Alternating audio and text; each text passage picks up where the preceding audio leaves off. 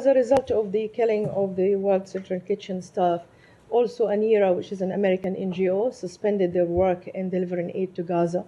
And before that, UNRWA was targeted by the Israelis of saying there are some people who were involved in the October 7 attack, and we're still waiting for the investigation.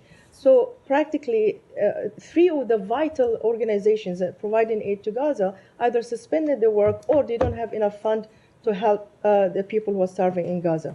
Some people believe that this actually is a kind of a strategy on behalf of the Israelis to use food as a weapon of war and to prevent Gazans of receiving the aid and therefore forcing them to leave as some kind of strategy by Prime Minister Netanyahu.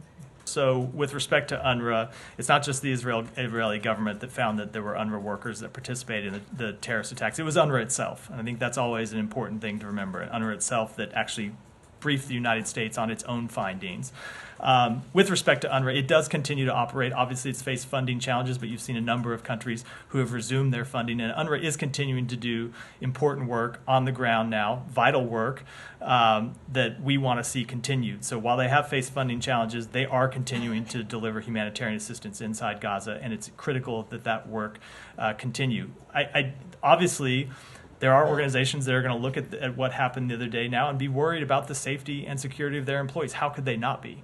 And so it is why it is incumbent on the government of Israel to institute better measures to give confidence to aid workers that their employee, or to give aid organizations that their employees won't be killed just trying to deliver humanitarian assistance.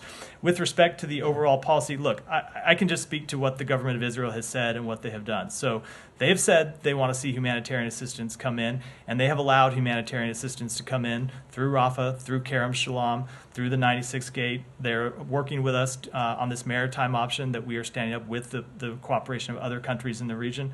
But in all of these circumstances, it has been not enough. It has been too little. It has been plagued in many cases by bureaucratic delays and bureaucratic obstacles that we are continuing to try to work through.